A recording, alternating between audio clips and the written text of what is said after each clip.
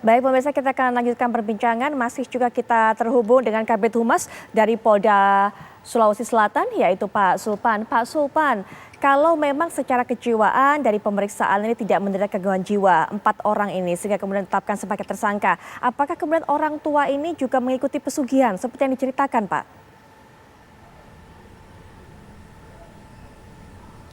Ya, jadi memang keterangan-keterangan daripada saksi yang sudah kita periksa bahwa ini adalah mengarah kepada aliran-aliran yang sesat begitu ya. Adapun tujuannya apakah untuk pesugihan ataupun tujuan lain, ini tentu nanti akan kita dalami manakala nanti pelaku utama bapak dan ibu daripada AP ini telah kita periksa ya. Kemudian juga ini juga tidak berhenti dalam penanganan kekerasan kepada AP, karena 1 hari sebelum tindak kekerasan yang dilakukan kedua orang tuanya kepada AP, 1 hari sebelumnya anak mereka yang berjenis kelamin laki-laki, inisialnya DS, ini juga meninggal dunia ya. Ada informasi keterangan yang telah kita dapat bahwa meninggalnya anak ini pun tidak lepas daripada tindakan kekerasan yang dilakukan oleh kedua orang tuanya. Tentunya nanti ini akan kita lakukan pemeriksaan mendalam.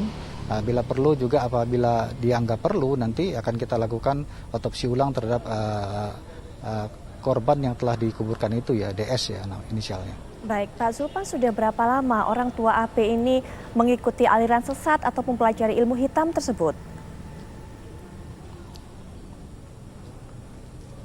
Ya, saya belum bisa sampaikan secara detail ya, karena ini udah materi pemeriksaan dan juga karena kedua orang tua daripada AP ini belum kita BAP ya, belum kita periksa. Tetapi keterangan-keterangan daripada tersangka lain dan saksi lain ini sudah memperkuat ya keyakinan penyidik ya, sesuai dengan pasal 184 KUHP, minimal 2 alat bukti yang sah untuk penetapan tersangka ini sudah dimiliki oleh penyidik sehingga sudah ditetapkan sebagai tersangka.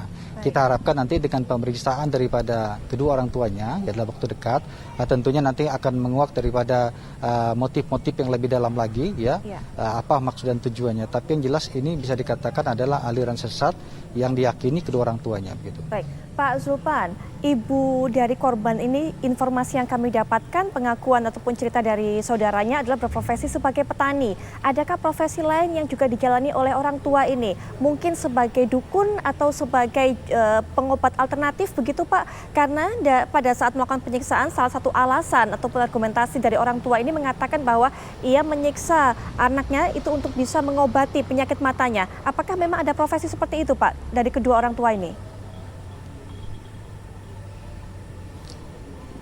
Ya, jadi profesinya tidak demikian ya. Profesinya bukan di bidang medis, tetapi adalah di bidang tani. Ya, demikian juga dengan bapaknya ya. Jadi suami istri ini bukan di bidang medis.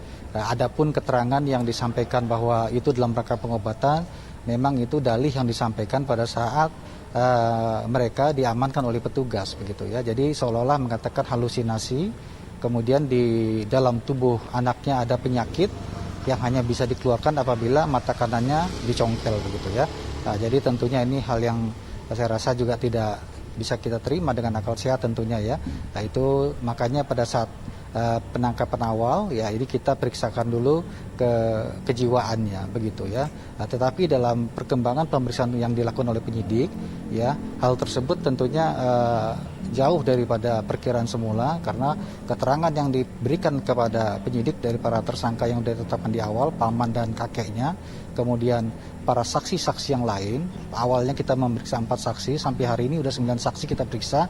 Ini memperkuat bahwa hal yang disampaikan seolah-olah itu halusinasi, kemudian ada penyakit di dalam tubuh anaknya, ini saya rasa ini tidak benar ya. Nanti akan kita sampaikan lagi apabila kedua orang tuanya sudah kita periksa, ini akan menambah nanti hal-hal yang perlu diketahui oleh penyidik dalam rangka mengungkap kasus yang saya katakan tadi, tidak hanya berhenti kepada kekerasan kepada AP, tetapi bagaimana meninggalnya DS ya, anak laki-laki mereka itu ya, karena ada juga informasi yang mengatakan dipaksa diminumkan air garam 2 liter dan sebagainya. Ini akan kita dalami nanti ya. Yang jelas penyidik sudah memiliki bukti-bukti ya yang mengarah ke sana, tetapi tinggal nanti kita pastikan lagi apabila kedua orang tuanya ini setelah kita periksa. Pak, Ada 2 saksi yang juga diperiksa oleh pihak kepolisian hari ini dan kabarnya juga merupakan praktisi pengobatan alternatif, Pak, atau dukun. Apakah mereka 2 orang ini juga mengenal keluarga tersebut atau mengenal orang tua AP dan juga memiliki hubungan terhadap kasus ini, Pak? Ya, jadi saya bisa sampaikan ya, kita belum bisa menyimpulkan bahwa yang diperiksa 2 orang itu adalah sebagai dukun ya, tetapi mereka memang memiliki kemampuan dalam hal pengobatan dan kedua orang tua ini pernah mendatangi mereka gitu, sehingga penyidik memerlukan keterangan daripada saksi yang kita periksa hari ini ya. Jadi belum bisa kita simpulkan sebagai dukun dan sebagainya. Untuk gitu, ya. maksud apa, Pak? Kemudian Orang tua saya ini bisa tambahkan juga terkait dengan penanganan ya bagaimana? Untuk maksud apa, Pak? Orang tua dari AP ini mendatangi praktisi pengobatan alternatif tersebut?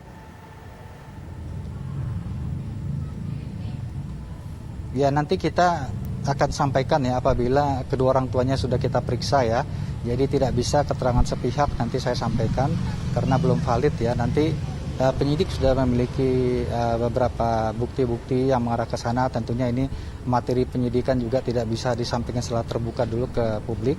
Yang jelas dalam hal ini Polri ya, kami dari Polda Sulsel sesuai dengan arahan dari Bapak Kapolda ya telah memerintahkan kepada Kapolres Goa dan jajaran untuk melakukan penyidikan ini secara profesional, kemudian menanganinya secara menyeluruh. Artinya siapa yang terlibat dalam hal ini, bukan hanya terhadap kekerasan pada AP, tetapi meninggalnya DS dan sebagainya, ini akan kita ungkap semuanya ya. Jadi kami memohon kepada masyarakat untuk tenang dan bersabar.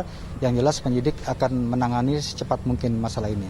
Kemudian terhadap korban AP ya bisa saya sampaikan bahwa penanganannya pasca operasi pun akan dilakukan kerjasama dengan pemerintah daerah ya. Ada nanti rumah aman yang sudah kita siapkan untuk menempatkan AP ini, karena untuk pemulihannya paling tidak memerlukan waktu 6 bulan. Belum lagi trauma healingnya yang kita siapkan juga, tentunya pemerintah daerah dan kepolisian bekerjasama untuk menyiapkan semua fasilitas itu. Baik, Pak Zulpan, saya sekarang sedang bersama Mas Reza Indragiri di studio. Mas Reza tadi juga sudah memberikan, sempat kami berbincang dan juga merekomendasikan bahwa tuntutan ini harus diberikan seberat-beratnya kepada 4 tersangka ini. Nah, kemudian salah satunya adalah memberikan tambahan juga hukuman karena melakukan eksploitasi anak untuk diduga melakukan eksploitasi anak dari segi untuk ekonomi, kemudian juga kemungkinan bisa meninjau dari hukum adat, Pak. Mungkin ada tanggapan dari hal ini?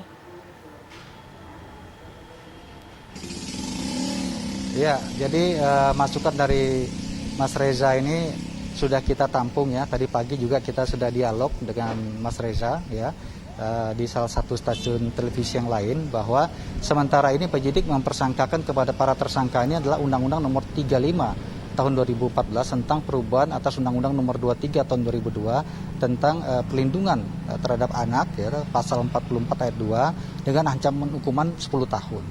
Ya, nanti apabila pemeriksaan kepada kedua orang tuanya ada hal-hal yang mengkaitkan kepada kepentingan eksploitasi anak untuk kekerasan ini, ya tentunya nanti akan kita pertimbangkan untuk melapis dengan pasal yang lain begitu. Baik, masih dalam pertimbangan untuk bisa melapis dengan pasal lain. Mungkin ada yang ingin disampaikan kepada Pak Kabid Humas, Mas Reza? Pak Kabid Humas, saya tidak berpretensi untuk mengatakan ada pihak-pihak lain juga yang katakanlah bersangkut paut dengan peristiwa ini secara pidana. Tetapi senyampang bahwa pihak Polres Goa sudah melakukan penyelidikan, maka alangkah baiknya juga dilakukan pengembangan penyelidikan. Terutama sekali karena tadi Pak Kabid Humas mengatakan ada orang pintar atau dukun atau semacam itu, untuk dicari tahu apakah ada korban-korban lain yang juga mengalami kekerasan akibat adanya resep atau saran atau rekomendasi yang tidak bisa dipertanggungjawabkan secara keilmuan yang disampaikan oleh satu tokoh kepada masyarakat. Jadi anggaplah adakah kemungkinan pihak kepolisian akan memperoleh temuan dari pengembangan penyelidikan itu untuk memastikan kasus ini tidak berulang. Dan andaikan ada korban-korban pada peristiwa sebelumnya, itu juga akan bisa diungkap, bisa juga dibawa ke proses hukum. Silakan, Pak. Pengembangan penyidikan, intinya itu. Ya baik, terima kasih Mas Reza. Tentunya masukan ini sangat berarti bagi kita ya, terutama para penyidik di Polres Goa. Kemudian juga saya sudah menyampaikan juga, tentunya Mas Reza juga tadi pagi sepakat bahwa hal ini memang menjadi hal yang sangat menggemparkan ya, khususnya di daerah Kabupaten Goa dan juga Sulawesi Selatan, karena menurut catatan kepolisian setempat ini kita belum pernah ada kasus dalam rangka kekerasan kepada anak dengan aliran ilmu hitam dengan tujuan tertentu. Tentunya ini menjadi tantangan bagi para penyidik ya untuk mengungkap kasus ini, tidak hanya terbatas kepada kekerasan ya, pencongkelan mata kepada AP, tetapi nanti akan kita bongkar semua atau kita ungkap semua keterlibatan pihak-pihak lain, katakanlah yang memberikan resep ataupun yang memberikan ilmu, siapa gurunya dan sebagainya. Nah, tentunya ini memerlukan tahapan dan proses waktu. Jadi kami mohon diberikan waktu kepada para penyidik sehingga nanti penyidik bisa betul-betul mengungkap kasus ini secara scientific by investigation tentunya ya. Jadi ada bukti-bukti yang bisa kita pertanggungjawabkan secara ilmiah dalam rangka pembuktian di pengadilan nanti. Baik, Mas Reza, mungkin terakhir penutup. Dari sisi pidana, Pak Kabid Humas sudah mengatakan akan dilakukan proses penanganan secara saintifik. Tinggal lagi isu yang nomor 2, yaitu terkait dengan pengasuhan. Menurut saya pengasuhan anak korban ini juga harus dilakukan prosesnya secara saintifik.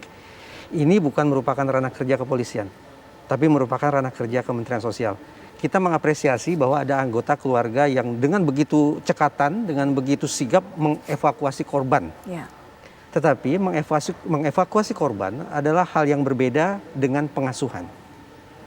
Mengevakuasi korban butuh keterampilan tertentu. Sementara mengasuh anak itu makan waktu yang panjang. Jadi ingin saya katakan, saya mendukung proses pengasuhan berbasis keluarga. Jadi kalau ada keluarga dekat dari anak korban ini yang mampu mengasuh, yang kompeten untuk mengasuh, itu diprioritaskan.